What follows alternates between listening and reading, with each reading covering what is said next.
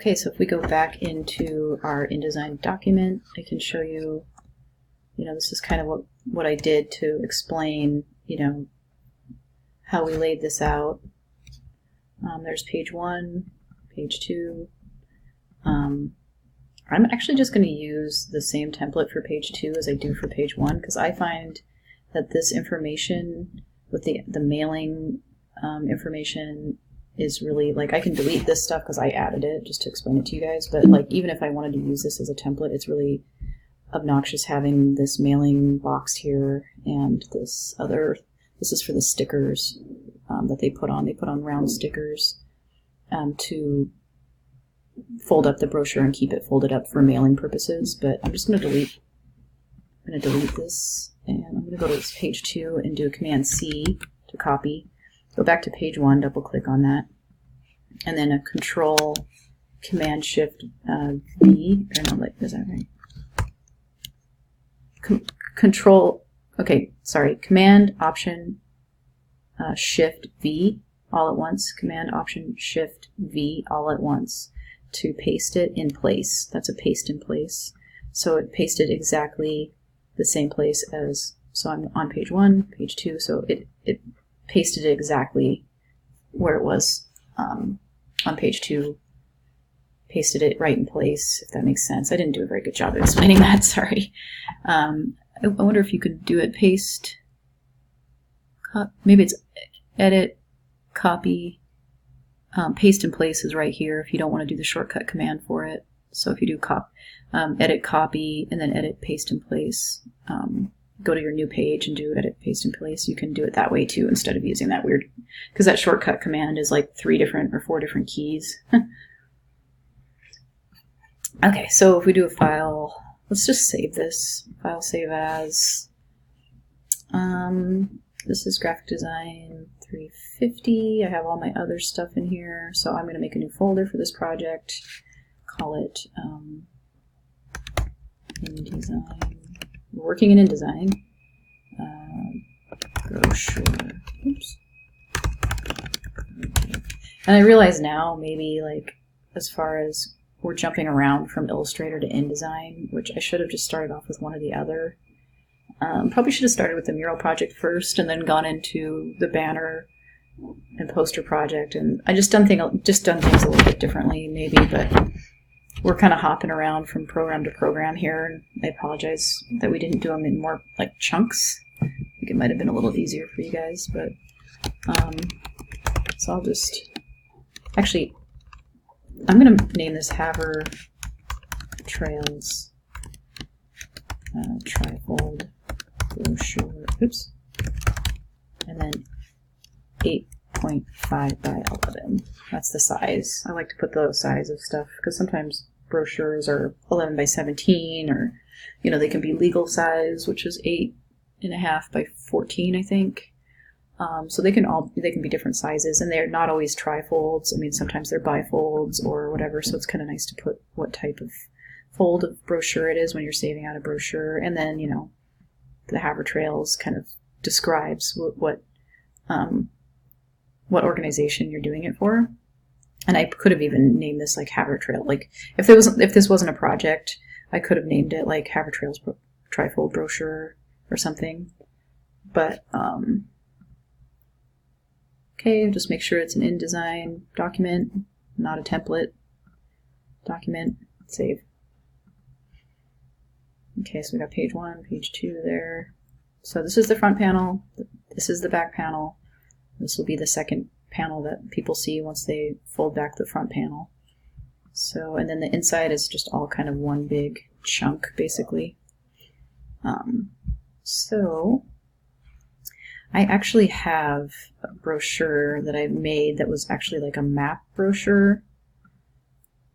I actually have it saved here. I wonder if I should copy it into my documents. So if I hold on Option and then just drag it into my documents, I think that should work into copying it in there. So here it is. There's a lot of information in this one because it's super detailed, but I'll show you what I mean. Well, maybe I'll show you within the Finder window. So if I go into documents and we look at this, it's like there's a ton of stuff in here. But basically I have Havertrails, Havertrails, Bear Paw Trails brochure. All my images, which I should have made an images folder if I really wanted to be good about it, but I didn't. And so anyway, that's all the crap that's in there. So I made the mistake of not embedding a font, or not including a font in my folder. And so when I go to open it, the example I wanted to show you guys, it's not there. So I need to find Blackjack Regular. So I guess I'll show you guys how to do that real quick. It's on FontSquirrel, which is a legitimate website. I'm going to look and make sure I'm actually on their website, and I am, so I'm not going to be downloading any viruses. I searched for Blackjack in the search bar, and it came up right here, and the OTF file is what we're looking for. So I'll click on this button. I downloaded that into my downloads folder, it looks like. I'll open that up, double click in this, and then there's the OTF file, and then I can just install that font. There, and that should be in there now.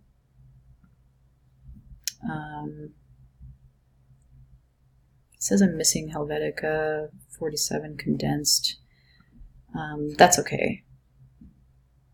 So basically, don't look at this too closely because this is a totally different brochure. It's an 11 by 17. It's laid out completely differently. The front panel is actually over here. It's actually folded. It folds in different spots. It's way more, it's just a little bit more complicated than the one we're making. So there's page 1 and 2, but I just wanted to show you I'm going to be making like graphics like this. So this will be like my front panel, basically. I'll be changing this text, but basically this is that Blackjack font that I want to use. I want to use this same font, so I'm going to try to keep it all consistent, because if I'm making them an extra brochure, I want to make sure that I'm kind of keeping it consistent between the two different brochures. This is just going to be like the one I'm making here in class as an example for you guys is just going to be like a general information brochure, and you guys are going to be building a brochure that's kind of a general information brochure for KNMC 90.1 FM college radio station here on campus, in the sub. It's located in the sub. But yeah, that's what you guys will be working on. I'll get that project worksheet up to you guys so you can take a look, and if you come to class, we can, work together on setting up the document if you want, or if you have any questions. Obviously, if you watch these videos, you're going to be a lot better off than if you don't. So let's get to it. I'm going to do the front panel right now, and that goes right here. I'm on page 1. This is the front panel. This is the back panel. And then this is like the inside folded panel. So basically, I'm going to be trying to kind of recreate this front panel. So I'm going to bring in, I might start off by bringing in that image. So I'll do a file, place. Let's see.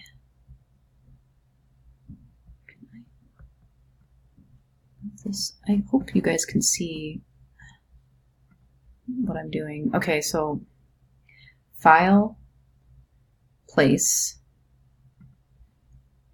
and we will go into our documents, and we'll look for that. Sometimes I change my,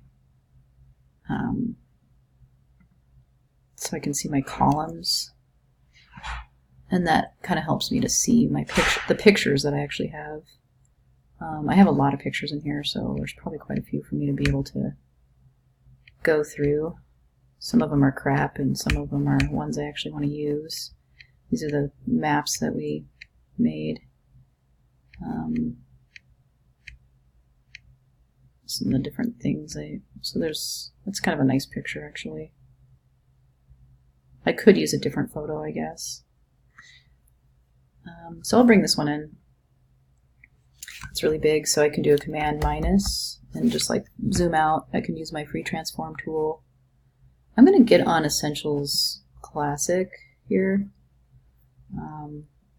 so that I have a few more tool options. I'm going to bring this out too because it's just nicer to have it like this. I think it's easier for me to see.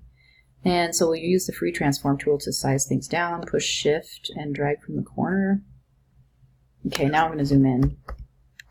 Command plus. Okay, so this will be our front panel. I'm using the black arrow to grab it and move it. I'm going to move it right up to the edge of that guide. And then I'm going to slide it up. I push shift to keep it from moving around to the left and right. Shift will kind of help to keep it in place a little bit. You can also just use your arrow key and push shift down. And if you push shift down and use your arrows, it moves faster.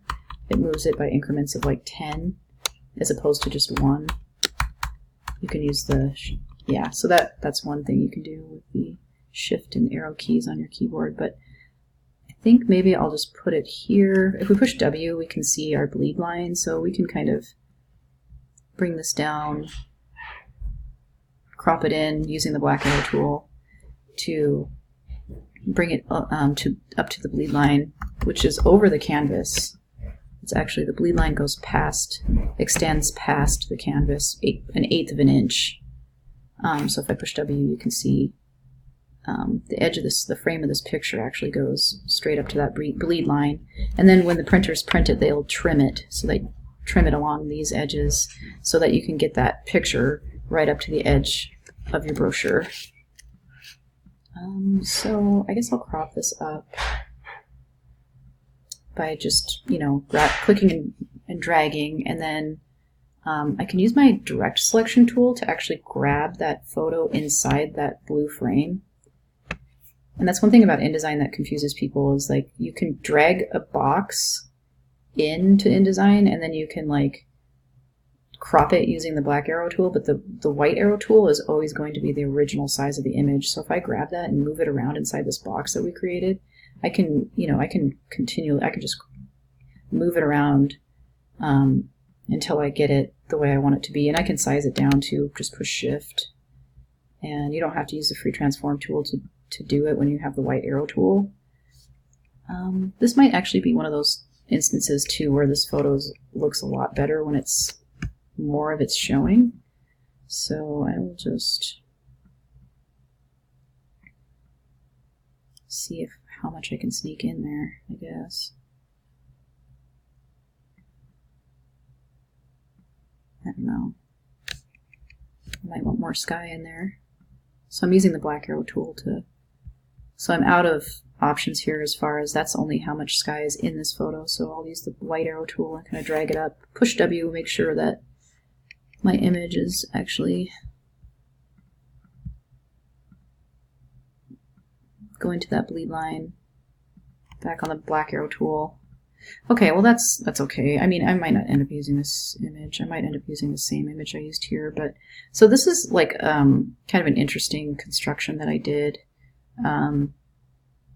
I think I just put mountains together. Not quite sure. I don't totally remember how I made that, but I think I went online and let's see, let's go online. And I think I found an image of a mountain. Let's see. I might have went to like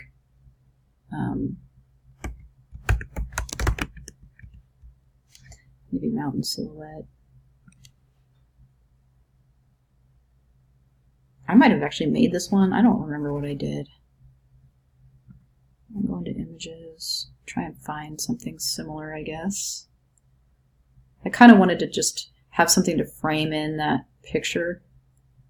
Kind of a creative way of kind of cutting that picture off. So this could work. I think I actually used this before. This one might work too, actually. Maybe I'll just open this one up. This one's nice too. So come on, open up. Here, I'll have to start up a new video here.